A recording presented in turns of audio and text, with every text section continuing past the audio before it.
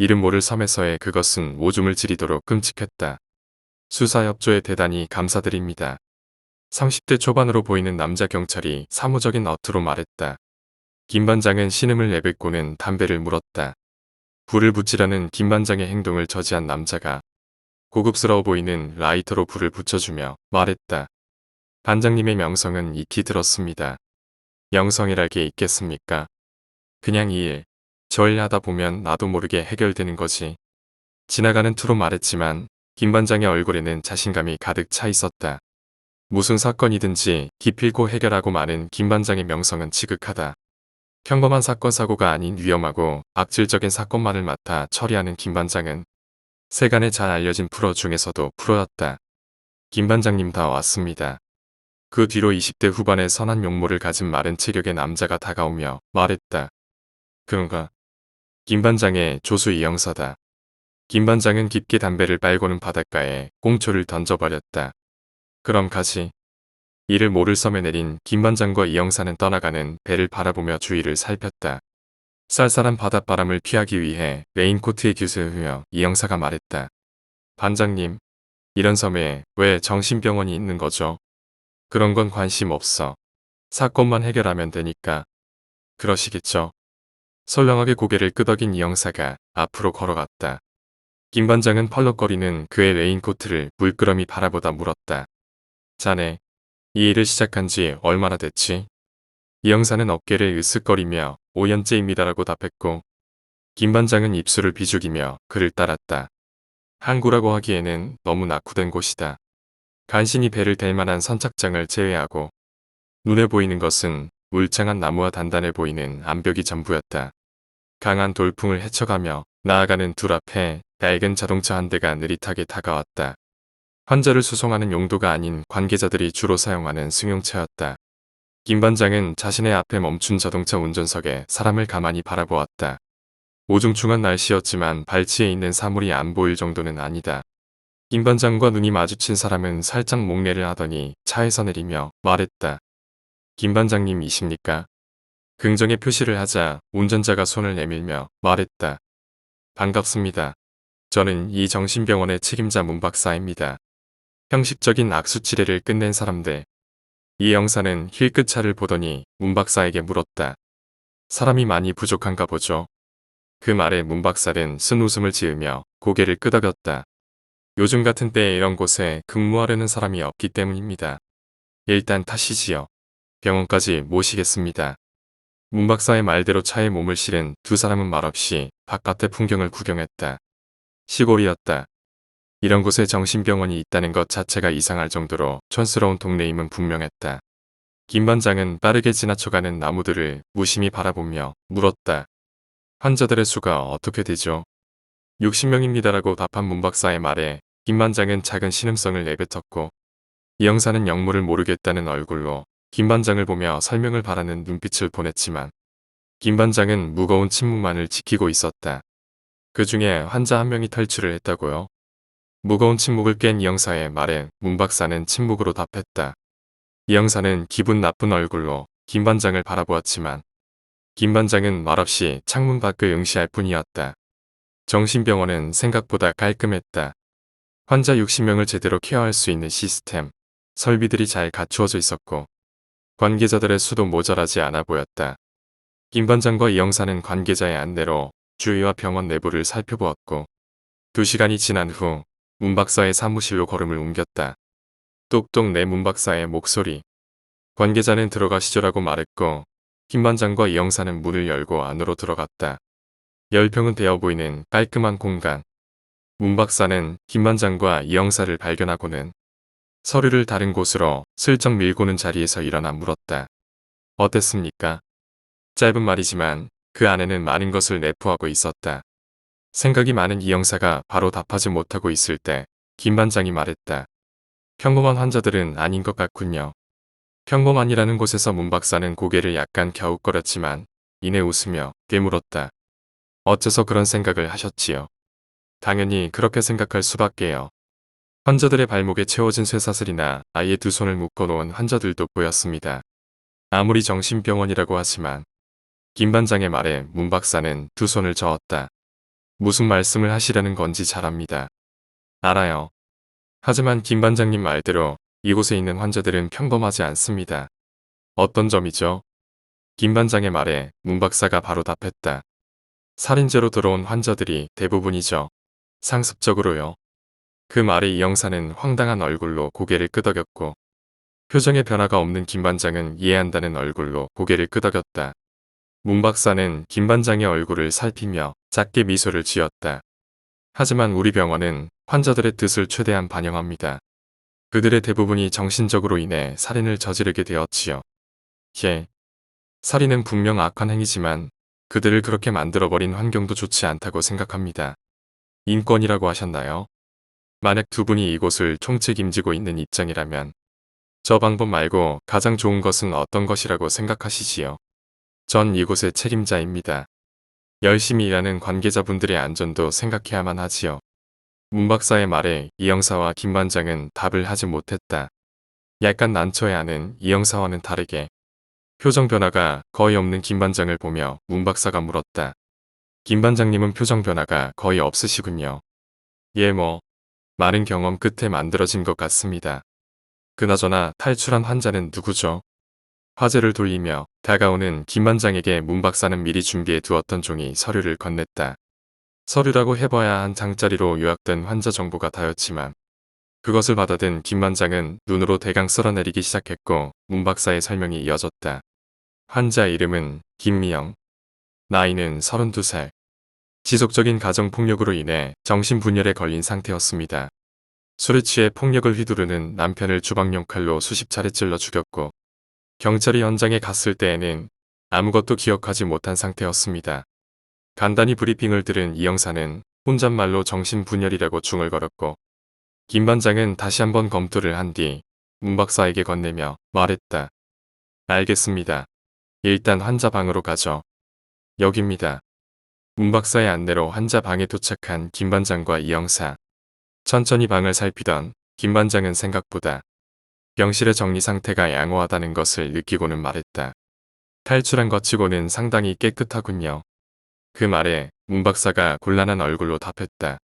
그러게 말입니다. 저희도 그게 미스터리입니다. 분명 그날도 당직 근무자들이 순찰을 돌았지만 이렇다 할 점을 찾지 못했다고 합니다. 그 말에 김 반장은 당일 근무를 섰던 근무자들을 모조리 불러들이라고 말했고 문 박사는 그러겠다고 한 뒤 환자방을 나가버렸다. 문 박사가 나간 것을 확인한 이 형사는 김 반장에게 다가와 작은 소리로 속삭였다. 이상합니다. 뭐가 말이지? 여자의 몸으로 탈출을 한다는 것 자체가 이상하고 이 방을 보십시오. 아무런 흔적도 없지 않습니까? 공모자가 있다는 건가? 이 형사는 보일 듯 말 듯하게 고개를 끄덕였다. 김 반장 역시 같은 생각이었다. 이렇게 흔적 하나 남기지 않고 마술쇼처럼 탈출을 한다는 것은 불가능한 일이다. 창문 하나 없고 단단히 잠긴 쇠문만이 자리 잡고 있다는 것은 누군가가 일부러 문을 열어주지 않는 이상 밖으로 통하는 것은 성립 자체가 되지 않는다. 공모자가 있을 수밖에 없죠. 그 말에 김 반장은 고개를 끄덕이며 긍정을 표했다. 30분 뒤 김미영이 탈출했던 날 근무를 하던 관계자들이 한 방에 모였다. 그 가운데에는 김 반장이 있었고 이 형사와 문 박사는 문 쪽에서 상황을 지켜보기로 했다. 그날 근무를 하셨던 분들은 5분이 전부입니까? 김 반장의 말에 대강 대답한 사람들은 지루한 얼굴로 김 반장을 바라보았다. 여러분, 사태의 심각성을 모르고 계십니다. 탈출을 한 여성은 한 사람을 죽였습니다. 그 여자가 2번, 3번의 일을 벌이지 않는다는 보장이 없단 말입니다. 어째서 그렇게 태평한 얼굴로 앉아 계시는 겁니까? 그 말에 조금은 자각이 생겼는지 사람들이 자세를 앞으로 하고는 김 반장을 바라보았다. 그 자세를 보며 조금은 만족한 김 반장이 말했다. 김미영이 탈출했던 날 밖으로 통하는 통로를 지키는 분이 있었을 겁니다. 대답 대신 침묵이 돌아왔지만 김 반장은 상관없었다. 그게 누구죠? 김 반장의 말에 사람들은 대답 대신 눈빛으로 한 사람을 가리켰다. 김 반장은 사람들이 가리키는 40대로 보이는 퉁퉁한 남자를 보며 물었다. 관계자분, 이건 심각한 얘기입니다. 솔직히 대답해 주시기 바랍니다. 관계자는 고개를 저으며 말했다. 저는 모르는 일입니다. 그날 저는 그곳에서 조금도 움직이지 않았다고요. 그렇게 말하는 관계자의 동공이 미세하게나마 떨리고 있었다. 김 반장은 그 찰나를 놓치지 않고 관계자에게 다가가며 낮은 목소리로 말했다. 거짓말을 하게 되면 공모자로 같이 체포될 수가 있습니다. 부디 제가 그러지 않도록 도와주십시오. 압박 섞인 김 반장의 말에 관계자는 무거운 한숨을 쉬며 답했다. 1분. 그 말에 문 박사는 어이없다는 얼굴로 관계자에게 다가가며 언성을 높였다. 제정신인가? 자네가 규칙을 어겼다는 건가? 면목 없습니다. 자네 때문에 김미영이 탈출을 했어. 탈출을. 또 다른 희생자가 나오면 어쩌겠다는 건가? 문 박사의 질책에 관계자는 고개를 푹 숙이며 아무 말도 하지 못했고 김 반장은 냉철한 얼굴로 문 박사를 뒤로 물러나게 한 뒤 말했다. 그럼 쇠문을 열어준 것도. 관계자는 침묵으로 대답했고 김 반장은 속으로 회심의 미소를 지으며 방을 나갔다. 문 박사는 관계자의 어깨를 두드린 후 그를 따라 나서며 물었다. 어쩔 생각이십니까? 문 박사의 말에 김 반장은 굳게 닫힌 문을 보고는 말했다. 환자에 집중하도록 하죠. 그 이상의 일은 덮어두겠습니다. 감사합니다. 라고 말한 문 박사는 김 반장에게 직원들이 쓰는 방으로 안내해 주었다. 편히 쉬십시오. 문 박사가 나간 것을 확인한 이 형사가 담배를 물고 있는 김 반장에게 다가오며 불을 건넸다. 담배에 불을 붙인 김 반장은 연기를 뿜으면서 눈을 빛냈다. 그것을 읽지 못했을 리가 없는 이 형사가 물었다. 뭐가 걸리기라도 하십니까? 이상해. 뭐가요? 너무 쉽게 풀리잖아. 그 말에 이 형사는 영문을 모르겠다는 듯이 반문했다. 쉽게 풀리면 안 되는 겁니까? 전 빨리 이곳에서 벗어나고 싶은데요. 김 반장은 고개를 설레설레 저었다. 이 병원 사람들. 뭔가 숨기고 있는 것이 분명해. 뭐려? 그냥 감이지. 환한 달이 떠오르는 곳. 김 반장은 멍한 얼굴로 달빛에 비치는 길을 따라 걷고 있었다. 고개를 돌려 주위를 살펴보니 사건을 해결하기 위해 도착했던 이름 모를 섬이 분명했다. 끝없이 이어지는 길을 따라 기계처럼 걷고 있는 자신의 몸을 보고 있던 김 반장은 문득 이상함을 느끼고는 뒤를 돌아보았다. 그리 멀지 않은 곳. 160cm의 신장을 가진 여자가 눈에 들어왔다. 김 반장은 망설이지 않고 여자가 있는 곳으로 바람같이 뛰어가 여자의 어깨를 잡고 말했다. 당신 김미영이지? 그 말에 고개를 돌린 청순한 외모를 가진 여자는 고개를 끄덕였다. 맑은 눈동자를 보며 김 반장은 도저히 살인을 한 여자라고 생각되지는 않았지만 다른 손으로 여자의 손목을 잡으며 물었다. 왜 탈출한 거지? 그 말에 김미영은 눈물을 흘렸다. 사연이 있는 것일까? 김 반장은 말없이 김미영이 말하는 것을 기다렸고 곧 입술을 뗀 김미영의 목소리가 들렸다. 도와줘요. 뭐? 도와주세요. 김 반장님. 김 반장님. 헛바람을 내쉬며 몸을 일으킨 김 반장은 오른손목에 느껴지는 이물감의 이마를 찌푸렸다.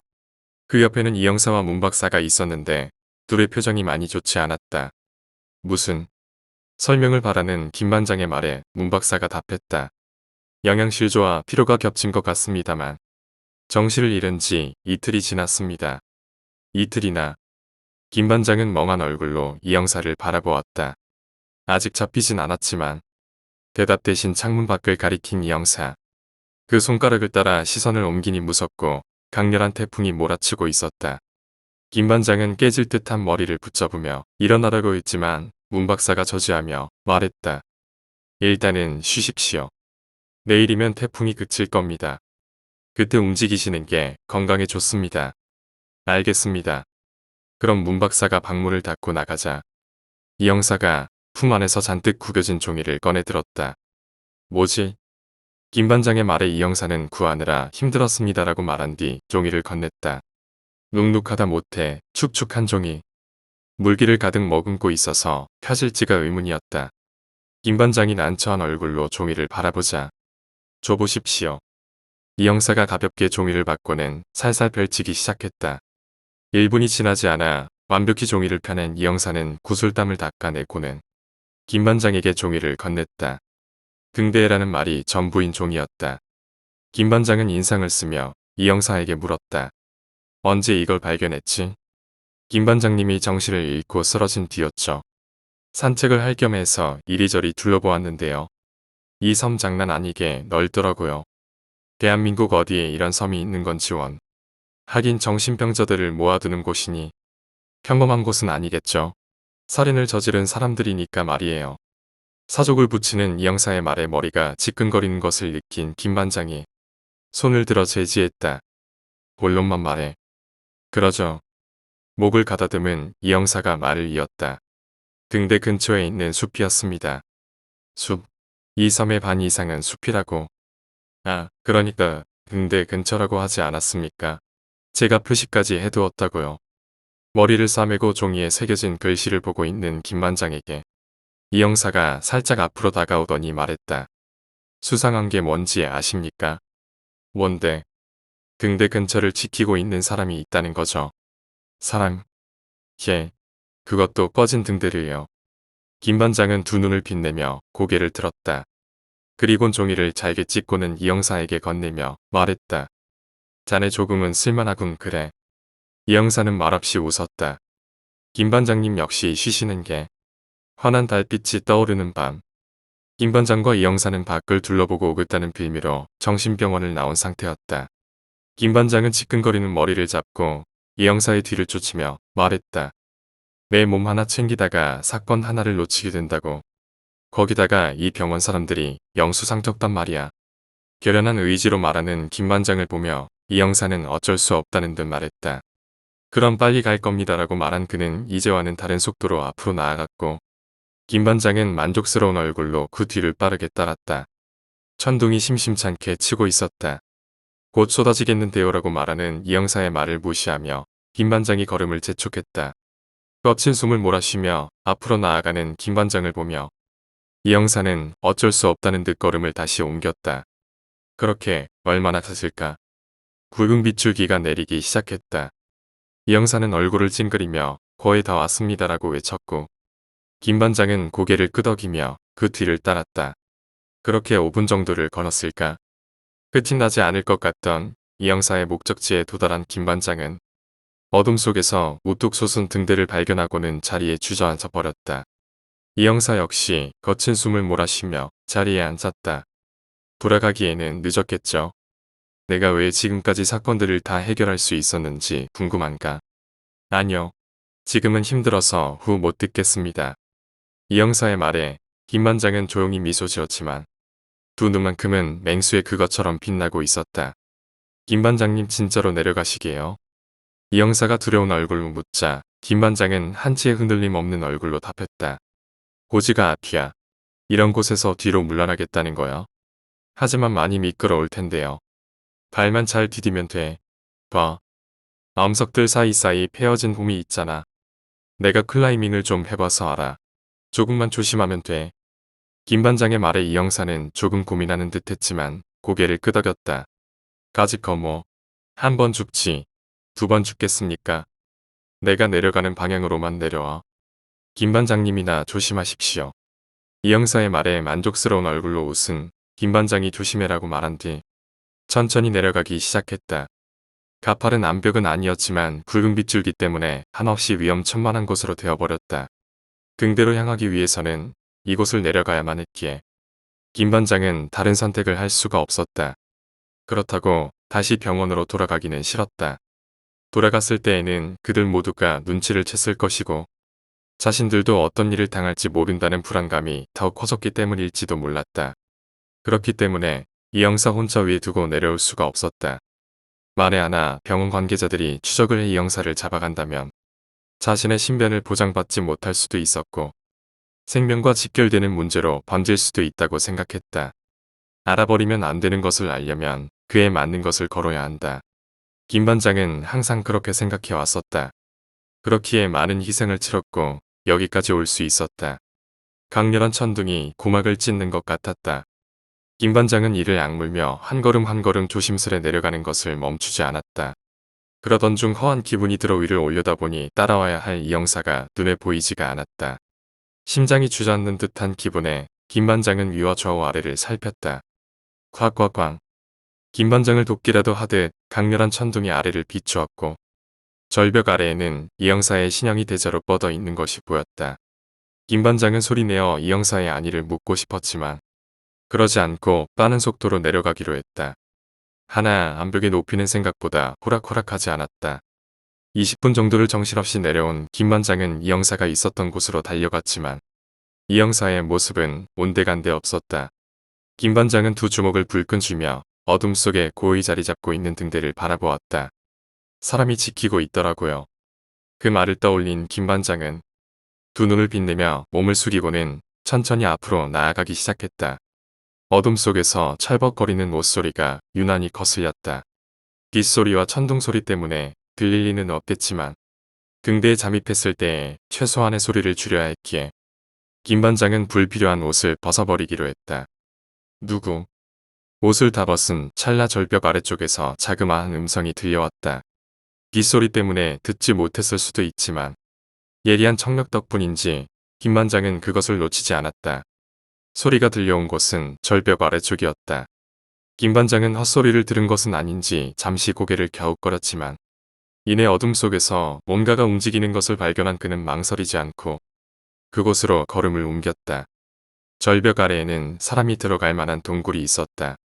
김 반장은 오들오들 떨리는 몸을 가까스로 통제하며 동굴을 조심스럽게 들어가고 있었다. 이 형사가 있을지도 모른다는 생각이 들었지만 사라진 김미영이 있을지도 모른다는 생각도 들기 시작했다. 정확한 증거는 없지만 이런 일을 오래 해온 그에게는 남과는 다른 감이 발달되어 있었다. 사람들은 그것을 6번째 감각이라고도 한다. 그렇게 5분 정도를 걷자 따뜻한 온기가 전해져 오는 것 같은 기분이 들었다. 김 반장은 두 눈매를 좁혀 언뜻 보이는 불씨와 거기에 비치는 가녀린 그림자를 발견하고는 빠르게 뛰기 시작했다. 실마리를 잡았군이라고 생각한 김 반장은 혹시 모를 상대의 공격에 대비하기 위해 몸에 적당한 긴장을 해둔 상태였다. 김 반장의 발소리를 들은 걸까? 가녀린 그림자는 크게 움찔거리더니 곧 조심스럽게 몸을 내밀었다. 가까운 거리는 아니었지만 생김새를 식별할 수 있는 거리다. 김 반장은 하얀 천을 걸치고 있는 여자를 보고는 석상처럼 걸음을 멈추었다.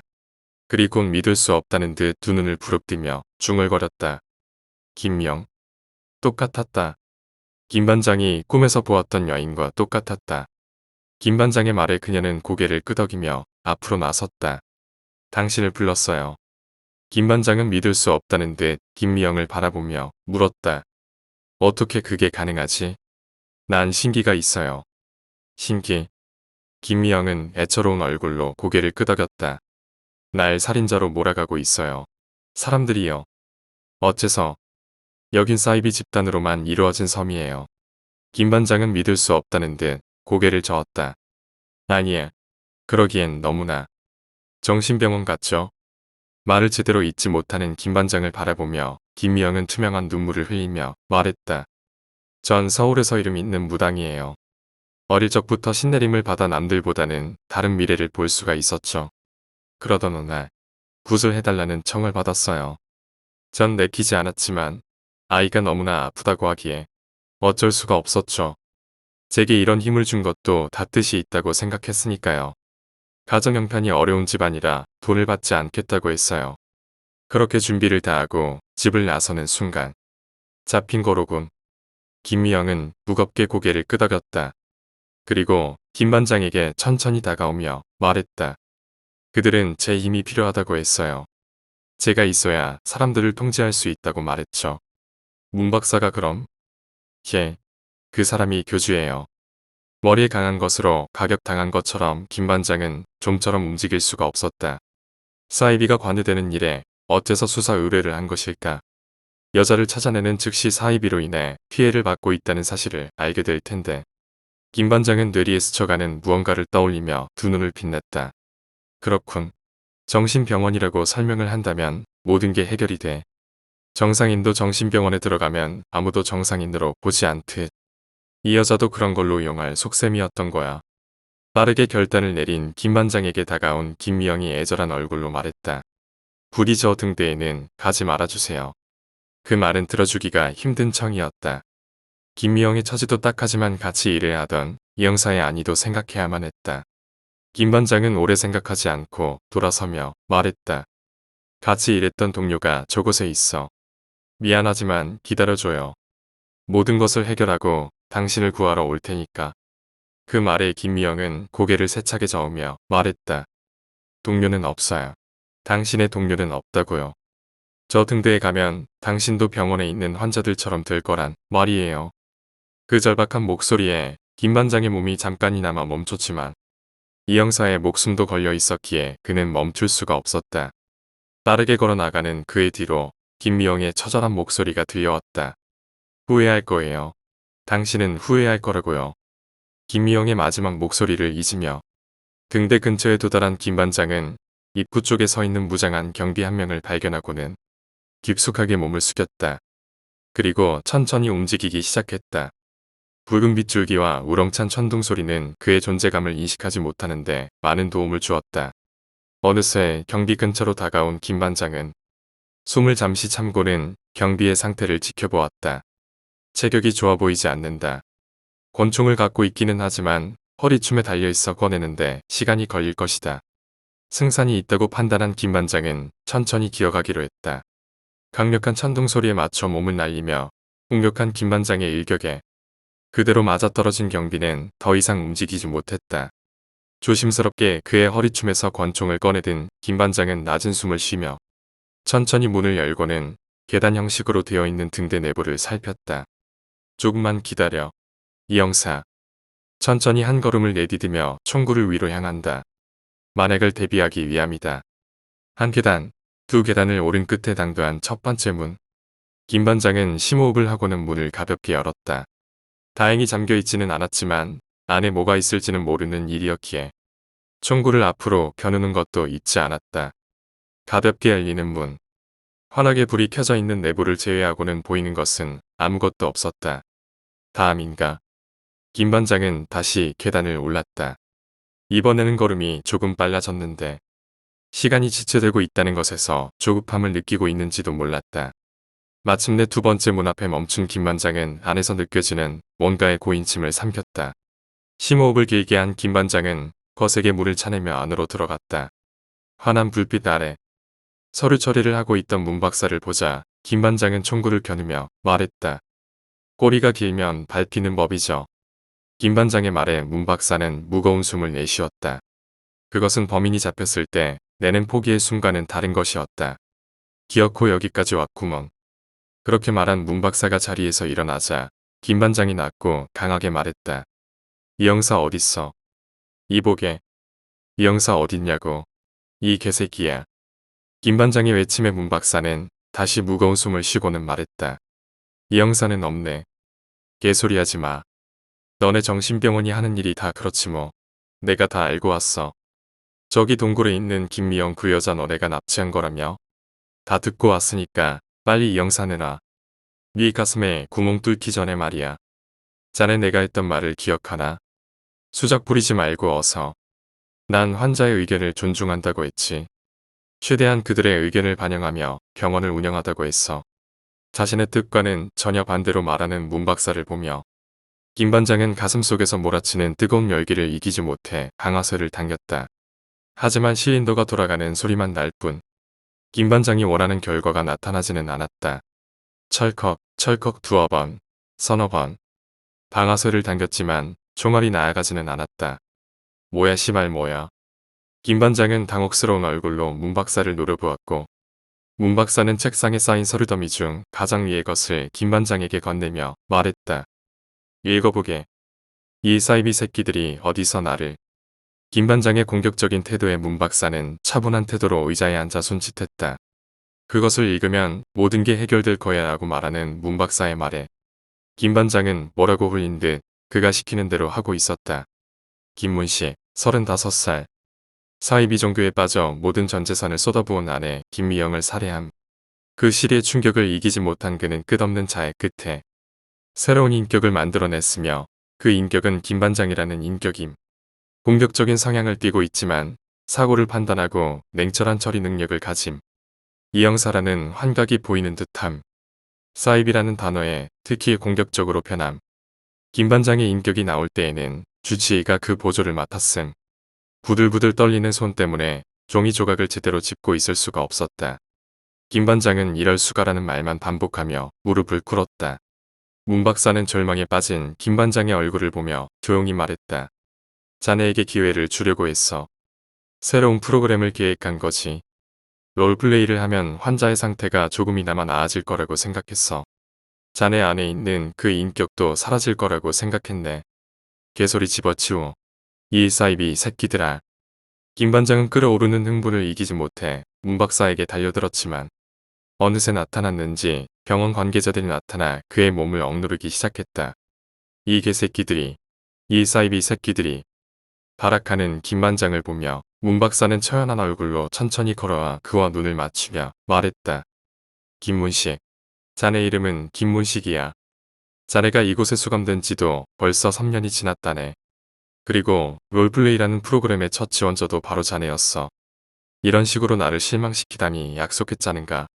잘하겠다고. 반드시 다른 인격을 없애겠다고. 이 빌어먹을 놈들. 이 형사 어딨어. 당장 나오란 말이에. 빌어먹을. 고개를 저으며 발악하는 김 반장의 두 눈에서는 뜨거운 눈물이 흘러내리고 있었다. 그런 모습을 보며 문 박사는 조용히 손짓했고 관계자들은 김 반장의 몸을 끌고 나가버렸다. 완전히 닫힌 문을 바라보며 문 박사는 어딘가로 전화를 걸었다. 예, 문 박사입니다. 환자를 치료하지 못했습니다. 예, 죄송합니다. 예, 1급 수용소로 옮기겠습니다. 이 개같은 년. 김문식의 손에는 주방용 칼이 들려져 있었다. 거실에는 그의 아내 김미영이 싸늘한 시신으로 변해 있었고 마루를 덮고 있는 피의 양이 상당했다. 거칠게 숨을 몰아쉬인 김문식은 곧 험한한 얼굴로 시신과 자신의 손을 번갈아 보고는 칼을 들어 손목을 그어버렸다. 사회의 발을 딛고 선을 보고 만난 여자였다. 참했다. 착실했다. 이런 여자 만나기 힘들 거라고 주위 사람들이 말해왔었다. 모든 부러움을 받으며 지내왔던 그의 가정에 사이비라는 것이 개입되면서 모든 것이 틀어지기 시작했다. 마음이 유독 약했던 김미영은 역 근처에서 국어를 핑계로 사람들을 끌어들이는 사이비에 넘어갔고 완전히 세뇌가 되어 모든 재산을 넘겨버리고 말았다. 더 좋은 곳으로 이사가기 위해 모아두었던 돈이었다. 술집 생활을 했었던 김미영의 과거를 지우기 위해 과감한 결단을 한 것이었다. 부모가 없이 자란 김문식에게는 김미영이 전부였었고 그 믿음은 영원할 거라고 믿어왔었다.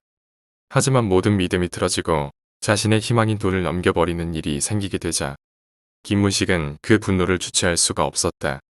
그는 곧바로 김미영을 살해했고 공허함을 이기지 못해 자살 시도를 하지만 실패한 뒤 정신분열로 인한 사례로 정신병원으로 입원하게 되었다. 매일 자해를 하는 통에 온몸을 꽁꽁 묶인 채로 생활을 하던 그에게 또 다른 자아가 생겨났고 그 자아는 처음 자신을 잡아들인 형사와 비슷했다. 김 반장이라는 자아는 항상 무엇을 해결하기 위해 움직였고 그 실마리를 풀기 위해서라면 수단과 방법을 가리지 않는 타입의 자아였다. 수감 생활 1년째. 김문식은 독방에서 나오게 되는데 김 반장이라는 자아가 그를 완전히 지배하고 나서부터의 일이었다. 물론 같은 정신병이지만 자해를 하지 않는다는 점이 가장 크게 작용하고 있는지도 몰랐다. 하지만 김문식의 자아가 완전히 잠든 것만은 아니었다.